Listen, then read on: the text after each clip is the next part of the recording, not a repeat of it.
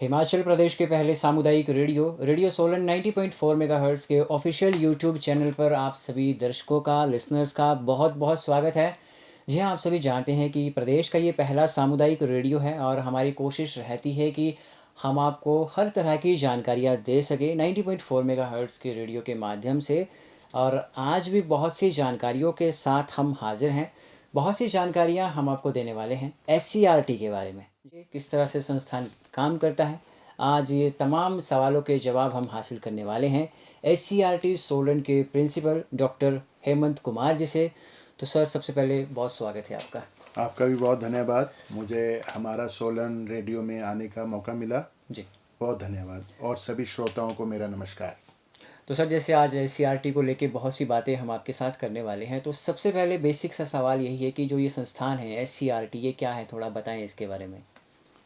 SCERT जो कि state council of educational research and training है, जी ये सोलन में संस्थान स्थित है। जी सोलन में एक एरिया रबौन करके है, उसमें ये संस्थान अभी आपको मिलेगा। जी जी यहाँ पर स्कूल एजुकेशन से रिलेटेड जितनी भी तरह की जो रिसर्च बेस्ड कार्य विधियाँ होती हैं वो होती हैं, जी जिसमें कि करिकुलम बनाना या शिक्षा की गुणवत्ता को चेक करना, जी जी उसके गुणवत्ता बनाए रखने के लिए क्या क्या प्रयास होने चाहिए, जी उसके बारे में रिकमेंडेशन गवर्नमेंट को देना, स्कूल एजुकेशन बोर्ड को देना, जी ये सभी कार्य जो है हमारे संस्थान में होता है। इसके अलावा स्कूल के सभी स्टाफ मेंबर्स, चाहे वो टीचिंग के हों नॉन टीचिंग के हों, उनको जितनी भी ट्रेनिंग्स का काम होता है वो भी इसी संस्थान में होता है, जो कि पूरा साल चलता रहता है। जी। तो सर, इसका जो मुख्यालय है वो कहाँ पर है। मुख्यालय हिमाचल में इसका सोलन में है। जी हर स्टेट का एक SCERT होता है, जी तो बहुत ही प्रेस्टिजियस और इम्पोर्टेंट संस्थान है। 36 SCERT पूरे देश में है, जी जी तो उसमें से एक हमारा हिमाचल में जो कि सोलन में स्थित है। जी जी। तो जैसे सर आपने बताया कि 36 संस्थान हैं एससीईआरटी के पूरे देश भर में। तो पहला जो संस्थान था वो, उसके बारे में अगर थोड़ी बात बताएं आप हमारे लिए। 1954 में जी एक कॉलेज ऑफ स्कूल एजुकेशन खुला था, जी जी जिसमें स्कूल की जितने हमारे स्कूल की गतिविधियां होती हैं उनको उनकी गुणवत्ता को बनाए रखने के लिए जी इस कॉलेज में कार्य होते थे। फिर 1970 में जो है इसको जो स्टेट एजुकेशनल इंस्टीट्यूट बना दिया गया जी जी और उसमें उनके कार्य जो है और बढ़ गए, कुछ और गतिविधियां उसमें बढ़ी। फिर 1984 में पूरे देश में NCERT ने जो है NCERT बना और उसके तत्वाधान में पूरे स्टेट्स में, सभी स्टेट्स में जी जो भी एजुकेशनल इंस्टीट्यूट थे, मतलब जो एजुकेशन से रिलेटेड ऐसे इंस्टीट्यूट थे जहाँ स्कूल शिक्षा की गुणवत्ता का ध्यान रखा जाता था, उसको SCERT में कन्वर्ट कर दिया गया। जी तो हम ये मान सकते हैं कि 1984 में ये संस्थान जो है वो बनाया गया और तब से ये सोलन में कार्यरत है। जी। सर, एनएमएमएस करके एक परीक्षा है, थोड़ा उसके बारे में बताएं, वो किस तरह की परीक्षा है और क्या उससे बेनिफिट है स्टूडेंट्स को। हाँ, NMMS जो है ये नेशनल मेरिट का मेरिट जो है स्कॉलरशिप है। जी इसमें 8वीं क्लास के बच्चे जो पढ़ चुके होते हैं जी जी वो अपनी पढ़ाई को किसी तरह छोड़ ना जाएं, या जो अच्छे बच्चे पढ़ने वाले हैं जी उनको आगे पढ़ने के लिए प्रोत्साहन दिया जाए। इसके लिए सेंट्रल गवर्नमेंट की एक स्कीम है, जिसमें पूरे देश में 1 लाख के करीब बच्चों की जो है सिलेक्शन की जाती है। वो एक एग्ज़ामिनेशन के थ्रू हर स्टेट अपने स्टेट में एग्ज़ाम कंडक्ट कराता है। जी हर स्टेट के लिए इसकी जो सीट्स हैं वो फिक्स की गई हैं उसके जो पॉपुलेशन के आधार पर। जैसे हिमाचल में हमें 832 जो हैं वो स्टूडेंट्स सिलेक्ट करने होते हैं हर साल। जी जी तो इन बच्चों को 9वीं 10वीं 11वीं 12वीं तक हर साल 12,000 रुपये यानी हर महीने 1,000 रुपये का स्कॉलरशिप मिलता है। इनकी सिलेक्शन जो है वो उनके माँ-बाप की जो इनकम है, उसके बेसिस पे और उनके रिज़ल्ट पे मिलती है। जी। एक अच्छा बच्चा पढ़ने वाला हो और उनके माता-पिता की इनकम 3.5 लाख से कम हो, हुँ। तो ऐसे बच्चों को सभी को पहले नॉमिनेट करते हैं स्कूल्स और वो ऑनलाइन अप्लाई करते हैं। फिर उन सभी का टेस्ट लिया जाता है। जी। उन सभी बच्चों में से हिमाचल में खासकर 832 जो हैं वो टॉप के बच्चे सिलेक्ट किए जाते हैं जी। और उनके नाम फिर हम गवर्नमेंट को रिकमेंड नॉमिनेट कर रिकमेंड करते हैं। जी। उनको फिर जो है डीबीटी के माध्यम से ओके। उनके अकाउंट में 1-1 हज़ार रुपया हर महीने आता है, जी। ताकि उनकी जो 12वीं तक की पढ़ाई है जी, जी। वो बिना किसी चिंता के कर सकें और उनको जो भी पढ़ाई में आने वाला खर्च है 9वीं से 12वीं तक हर 9वीं से महीने 12वीं तक जो है 1000 रुपए आएगा इसके लिए। हर महीने 1,000 रुपया, 1 साल का 12,000 रुपया उनको मिलता है। जी। तो सर और कौन-कौन सी ऐसी योजनाएँ हैं जो एससीईआरटी आयोजित करता है स्टूडेंट्स के लिए? इसके अलावा क्योंकि एनएमएमएस जो है वो तो 9वीं के बाद है, हुँ, हुँ। लेकिन उससे जो नीचे की क्लासेस में हैं उनके बच्चों को भी प्रोत्साहन देने के लिए स्कॉलरशिप स्कीम शुरू की है जी। 2021-22 से। तो उसका नाम है स्वर्ण जयंती मिडिल मेरिट स्कॉलरशिप एग्जामिनेशन। जी। तो इसके माध्यम से भी पूरे स्टेट से जो है 100 बच्चों को चुना जाता है जी। और इन बच्चों को 5वीं के बाद यानी छठी 7वीं 8वीं तक स्कॉलरशिप दिया जाता है। छठी में हर बच्चे को हर महीने 4,000 रुपया मिलता है और 7वीं में हर बच्चे को हर महीने 5,000 मिलता है जी। और 8वीं में हर बच्चे को हर महीने 6,000 रुपया स्कॉलरशिप मिलता है। इस तरह से 100 बच्चों का जो चयन करने का काम है वो एससीईआरटी करता है और इसके थ्रू जो है इनको स्कॉलरशिप दी जाती है। जी। तो सर एससीईआरटी में और कौन-कौन सी गतिविधियाँ हैं जो आयोजित करवाई जाती हैं? हमारा जो मेन मैंडेट है वो उसमें कुछ तो ट्रेनिंग्स का पार्ट है और कुछ रिसर्च बेस्ड जो है वो एक्टिविटीज़ होती हैं, जी। एजुकेशनल रिसर्च होती है। जी। तो ट्रेनिंग्स का जहाँ जहाँ तक हम बात करें तो स्कूल के सभी एम्प्लॉयज़ जो हैं, चाहे वो टीचर्स हैं, चाहे उनका मिनिस्ट्रियल स्टाफ है या प्रिंसिपल्स हैं, उन सब के समय समय पर अपस्केलिंग के लिए या किसी सब्जेक्ट के बारे में उनकी अपलिफ्टमेंट करनी हो, जानकारी बढ़ानी हो, तो उसके लिए हमारे संस्थान में ट्रेनिंग्स होती हैं जी। और अधिकतर ट्रेनिंग जो है वो रेजिडेंशियल होती हैं। सभी पार्टिसिपेंट्स एससीईआरटी में ही रहते हैं, उनका रहने का खाने पीने का पूरा प्रबंध एससीईआरटी करती है जी। और उनको सब्जेक्ट वाइज एससीईआरटी ट्रेनिंग्स को पूरा करवाती है, उसके लिए रिसोर्स पर्सन अरेंज करवाती है जी। और ये 6 दिन की ट्रेनिंग के बाद जो है सभी पार्टिसिपेंट्स एनरिच होकर अपस्केल होकर ये पार्टिसिपेंट्स टीचर्स होते हैं ये? इनमें टीचर्स होते हैं, सभी तरह के टीचर्स होते हैं, वो टीजीटीज़ भी होते हैं, वो लेक्चरर्स भी होते हैं, उनमें जो हमारे प्रिंसिपल्स भी जी, होते जी। हैं। ये सभी तरह की ट्रेनिंग जो इनकी ट्रेनिंग जो है एससीईआरटी करवाता है जी। और सब्जेक्ट वाइज भी होता है या फिर कोई अलग से कोई जैसे पॉक्सो के ऊपर हुआ, जेंडर सेंसिटाइजेशन पे हुआ या डिज़ास्टर मैनेजमेंट पे हुआ, तो इस तरह की ट्रेनिंग्स भी जो है हम उनको करवाते हैं ताकि उनकी जानकारी में थोड़े बढ़ोतरी हो और वो अपने स्कूल्स में जाकर हमारे जो स्टूडेंट्स हैं उन तक ये जानकारी को पहुंचा सके। जी। और सर एससीईआरटी में कितने पद हैं? एससीईआरटी में हमारे पास अभी टोटल जो टीचर्स के हैं वो 17 पद हैं, जी।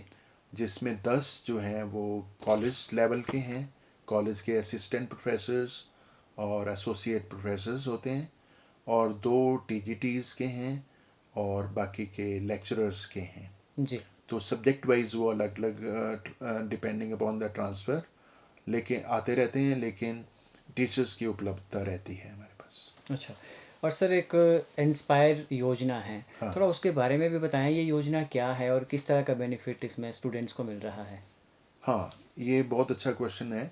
इंस्पायर एक यंग जो हमारे इनोवेटर्स हैं, जो हमारे स्टूडेंट साइंस पढ़ते हैं या जिनके मन में कुछ और साइंस से रिलेटेड या कोई इनोवेटिव आइडिया आगे बढ़ाना है, हम्म। उनको प्रोत्साहन देने के लिए एक ये स्कीम है जी। जो कि इसमें हर बच्चे का अपना आइडिया हमारे तक पहुंचाता है स्कूल के माध्यम से।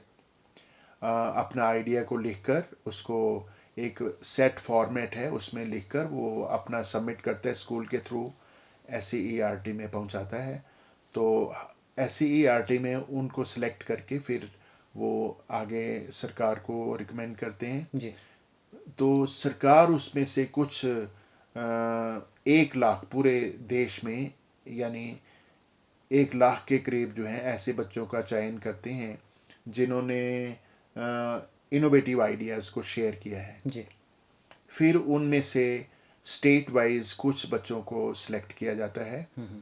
तो टोटल जो सिलेक्शन SCERT लेवल पर होती है उसका 5% जो है वो ऑलमोस्ट सिलेक्ट हो जाते हैं। जी।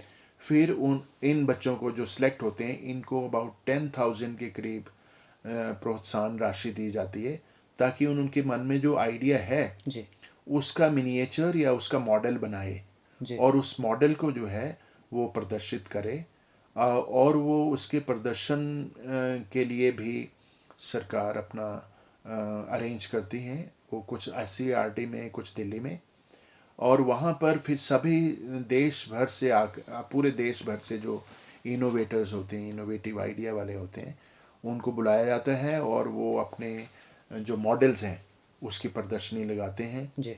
और उनमें से जो वहाँ पर कंपनीज भी आती हैं, गवर्नमेंट के डिफरेंट डिपार्टमेंट्स के लोग भी विज़िट करते हैं। तो जो अच्छे आइडियाज़ होते हैं उनको आगे बढ़ाया जाता है, उसको प्रोडक्शन भी की जाती हैं जी। और उसका कमर्शियल यूज़ करने के लिए भी सोचा जाता है। तो कहने का ये मतलब है कि लोकल बेस्ड ये जो आइडियाज़ होते हैं, ये बच्चे लोकल जो हमारी सोशल प्रॉब्लम होती है लोकल लेवल पे उसको फोकस करते हैं। जी। क्योंकि दूसरी प्रॉब्लम्स को तो इंजीनियरिंग डिपार्टमेंट या कंपनीज भी सोचती हैं, बिल्कुल। लेकिन किसी बच्चे के आसपास में किसी बात को कैसे सॉल्व किया जा सकता है, उस आइडिया को प्रोत्साहन देने के लिए इंस्पायर का जो है ये प्रावधान है। जी।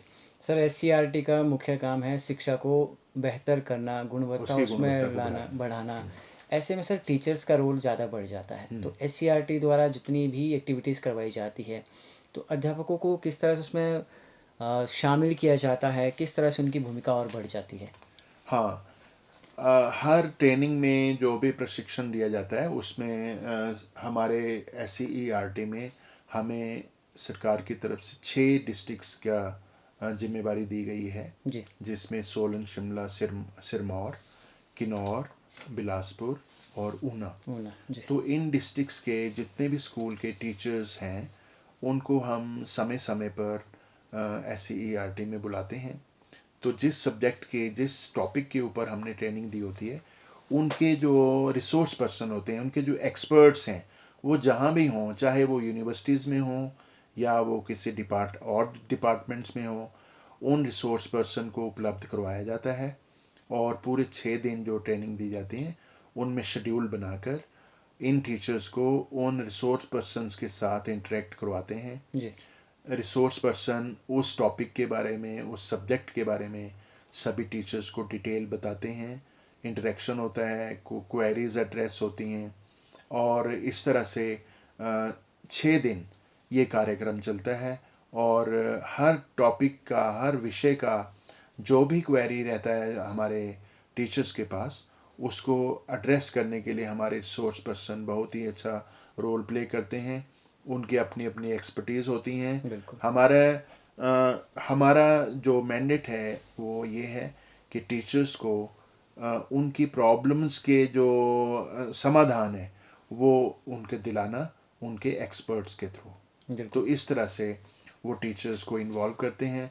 और बहुत सारी ट्रेनिंग्स में टीचर्स भी, चाहे वो कॉलेज के टीचर्स हैं हमारे, चाहे स्कूल के टीचर्स हैं, वो भी अपने जो एज एक्सपर्टीज़ वो भी आते हैं और अपनी वो जिसमें उनकी महारत है उसमें, वो उन चीज़ों को एक्सप्लेन करते हैं, उन जी, चीज़ों को शेयर करते हैं।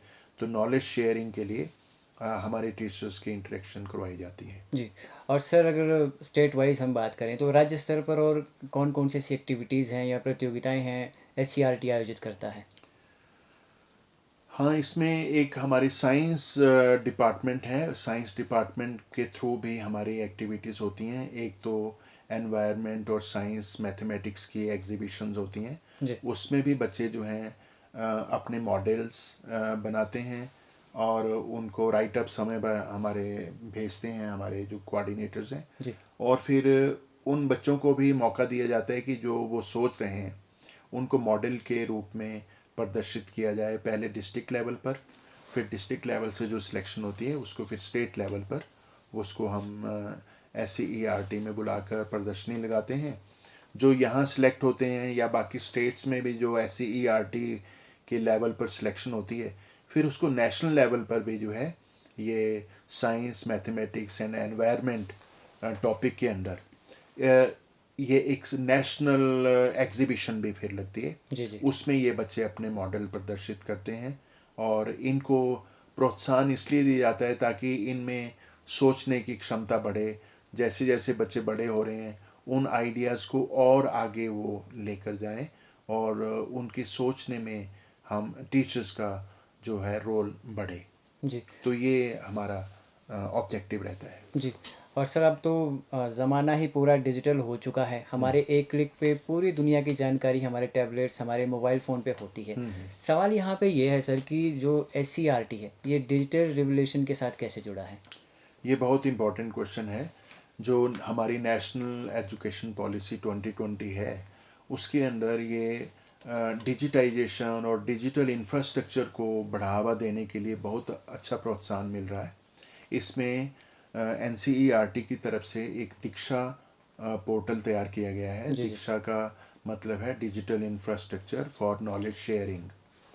तो इस पे सभी स्कूल की क्लासेस के लिए, हर सब्जेक्ट के लिए डिजिटल मटेरियल, डिजिटल नॉलेज जो है उसको उपलब्ध करवाया जा रहा है। हर सब्जेक्ट के बारे में, हर किताब के बारे में डिजिटल इंफॉर्मेशन उसको क्रिएट किया जा रहा है।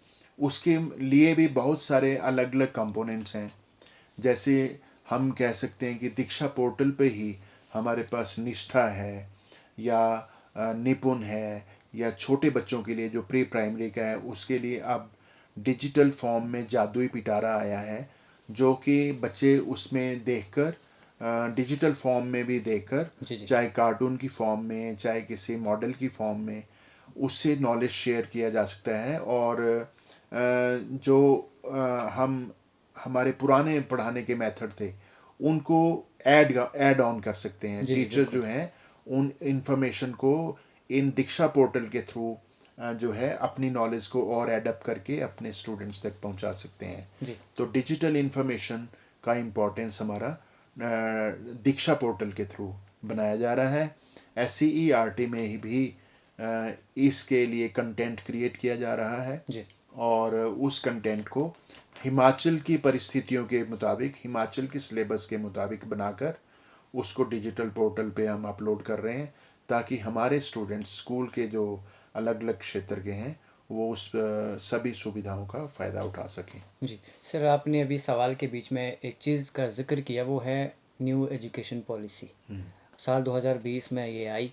अब बहुत सारे हमारे युवा साथी हैं जो अभी स्ट्रीम के माध्यम से देख भी रहे हैं, रेडियो के माध्यम से आपको सुन भी रहे हैं। न्यू एजुकेशन पॉलिसी का स्टूडेंट्स के लिए क्या बेनिफिट है? न्यू एजुकेशन पॉलिसी में एक तो ड्रास्टिक चेंज जो हुआ वो ये है कि पहले तो हम सुनते थे 10+2 हो गया था, जी, जी। लेकिन अभी क्या है, अभी चेंज हो गया है ये कि 5+3+3+4। 4। तो जो पहले 5 हैं वो भी दो पार्ट्स में हैं, 3+2। अच्छा। तो अब एक तो ये हो गया कि पहले 6 साल का बच्चा जो है वो स्कूल में जाता था। जी। अभी हम देखते हैं कि जो गैर सरकारी स्कूल हैं उसमें बच्चे 3 साल के भी जाते थे। तो अभी जो है सरकारी स्कूलों में भी बच्चा जो है वो 3 साल में भी एंटर लेगा और उन क्लासेस को हम प्री प्राइमरी क्लासेस या बाल वाटिका कहेंगे। जी तो बाल वाटिका की 3 क्लासेस होंगी। जी 3 से 6 साल का बच्चा वहाँ पढ़ेगा जी जी और वहाँ किताबें नहीं होंगी, वहाँ सिर्फ प्ले वे यानी खिलौनों से खेलना, ऐसे इंटरेक्शन करना, इस तरह से वो पढ़ाई करेगा। जी उसका कोई एग्ज़ाम भी नहीं होगा। 6 साल जब होगा तो वो फर्स्ट क्लास में एडमिशन लेगा, जी तो वो प्राइमरी क्लास में आएगा।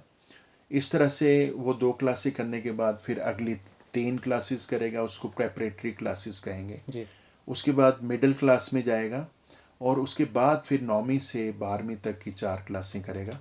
तो इस तरह से ये सिस्टम एक तो चेंज हुआ है। जी दूसरा ये हुआ कि अब सब्जेक्ट्स को बाइंडिंग नहीं रहेगी, कोई भी बच्चा कोई भी सब्जेक्ट को अपनी चॉइस से लेगा, जो भी उस स्कूल में या इंस्टीट्यूट में उपलब्ध हैं वो चॉइस बेस्ड होगा। जी 9वीं 10वीं 11वीं 12वीं में ही बच्चा अपना सब्जेक्ट सिलेक्शन कर सकता है कि वो किस करियर में जाना चाहता है, किस सब्जेक्ट कौन सा सब्जेक्ट उसको ज़्यादा अधिक अच्छा लगता है उसको पढ़ना है। तो ये सिलेक्शन भी जो है स्कूल लेवल पर बच्चे अब आराम से कर पाएंगे। जी। और सर चैलेंजेस क्या कुछ हैं एससीईआरटी के समक्ष आज के दौर की अगर हम बात करें तो? ऐसे SCRT में कोई ज़्यादा चैलेंज नहीं है, बहुत अच्छा इंफ्रास्ट्रक्चर है हमारे पास और सभी सुविधाएं उपलब्ध हैं। कुछ क्योंकि सरकारी संस्थान है तो टीचर्स का जो ट्रांसफ़र होता है जी जी तो उसके बारे में हमने बात की है, तो वो ही थोड़ा इसमें चैलेंज रहता है। अदरवाइज़ कोई ख़ास चैलेंज हम नहीं बता सकते। काम बहुत ही प्रोग्रेसिवली होता है जी और क्वालिटी वर्क होता है। इसके लिए मैं बहुत ही एक गर्व से कह सकता हूँ कि SCERT में बहुत क्वालिटी वर्क होता है, जो कि नेशनल लेवल पे भी जिसकी प्रेज़ होती है। और रिसेंटली हमारे NMMS की टीम को भी नेशनल लेवल पर अप्रेजल मिला है, क्रेडिट मिला है, क्योंकि उन्होंने बहुत टाइमली सभी काम एग्जीक्यूट किए और बच्चों को सिलेक्ट करके जो है उनके नाम रिकमेंड किए। जी तो एज सच कोई ऐसा चैलेंज नहीं है जो हमें काम करने में दुविधा पैदा करे। जी। सर हमारे स्कूल टाइम में हमें एनसीईआरटी का सिलेबस पढ़ाया गया है। सवाल ये है कि जो एनसीईआरटी है और एससीईआरटी है, ये कैसे एक दूसरे से अलग है? हाँ, NCERT जो है वो भी ऐसे ही council of educational research and training है और वो नेशनल लेवल की है, ये स्टेट ये लेवल स्टेट की है। लेवल की है। जी तो जो नेशनल लेवल के ऊपर council of educational research and training है वो उसको NCERT कहते हैं। और NCERT के अलग अलग विभाग जो कार्य कर रहे हैं वो ही कार्य SCERT में भी अलग अलग विभाग करते हैं। स्टेट वाइज होता है। स्टेट वाइज होता है, कॉन्टेक्चुअलाइज करते हैं। जी हिमाचल वाले हिमाचल की तरह से करेंगे और दूसरी स्टेट वाले अपनी स्टेट की तरह से करेंगे। उन्हीं कार्यों को आगे अप्लाई करने के लिए जो NCERT की तरफ से कार्य आगे रिकमेंड किए जाते हैं वो SCERT करती है। और SCERT जो है वो सरकार और जो हमारा एजुकेशनल बोर्ड है उसके साथ मिलकर उन कार्यों को, वो उन गतिविधियों को अपने स्कूल तक पहुंचाने की जो है गतिविधियां करती है। जी। और सर वर्तमान में शिक्षा के क्षेत्र में कोई बदलाव देखते हैं आप? शिक्षा के क्षेत्र में बदलाव आ रहे हैं अलग अलग जो इंटरवेंशंस हैं उसके थ्रू, और बदलाव को देखने के लिए असेसमेंट्स भी की जाती हैं। असेसमेंट्स में नेशनल लेवल पे, स्कूल स्टेट लेवल पर भी होती हैं और उन असेसमेंट से हमें पता लगता है कि किस एरिया में किस कंपोनेंट में अभी थोड़ा और काम करने का हमारा ज़रूरत है। जी तो उन असेसमेंट्स को, जैसे हम नेशनल अचीवमेंट सर्वे करते हैं या स्टेट एजुकेशनल अचीवमेंट सर्वे करते हैं, तो इन सर्विस से हमें ये पता लगता है कि किस क्षेत्र में, किस क्लास के किस सब्जेक्ट में किन बच्चों को और ध्यान देने की अभी आवश्यकता है। जी तो असेसमेंट के थ्रू फिर उन एरियाज़ में अलग से प्रयास किए जाते हैं ताकि उन कमियों को पूरा किया जाए और सभी एरिया के सभी तरह के बच्चे जो हैं वो एक लेवल के बन पाएँ। जी तो ऐसी असेसमेंट्स के बहुत ही अच्छे परिणाम देखने को मिल रहे हैं। जी। और सर फ्यूचर कैसा है एससीईआरटी का? एससीईआरटी का फ्यूचर बहुत ही अच्छा है, क्योंकि एजुकेशन की गुणवत्ता बनाने के लिए इसका बहुत इम्पोर्टेंट रोल है। और इसमें और अधिक सुविधाओं का अभी कार्यान्वयन चल रहा है। हमारे अपना स्टूडियो बनेगा, और जो है कैंपस भी बढ़ रहा है, और उम्मीद है इसमें और टीचर्स और स्टाफ भी बढ़ेगा, ताकि हम अधिक से अधिक कार्य करके अपने हिमाचल प्रदेश स्कूल एजुकेशन की गुणवत्ता को मेंटेन करने के लिए जो हमारे शिक्षा विभाग है जी, जी। उसकी सेवा कर पाएँ। बहुत शुक्रिया आपका। बहुत धन्यवाद आपका भी, मुझे 90.4 रेडियो में आने का मौका दिया। बहुत बहुत धन्यवाद। जी व्यूवर्स, लिसनर्स, ये थे हमारे आज के ख़ास मेहमान डॉक्टर हेमंत कुमार जी, एससीईआरटी सोलन के प्रिंसिपल। फिलहाल के लिए दीजिए इजाज़त। नमस्कार।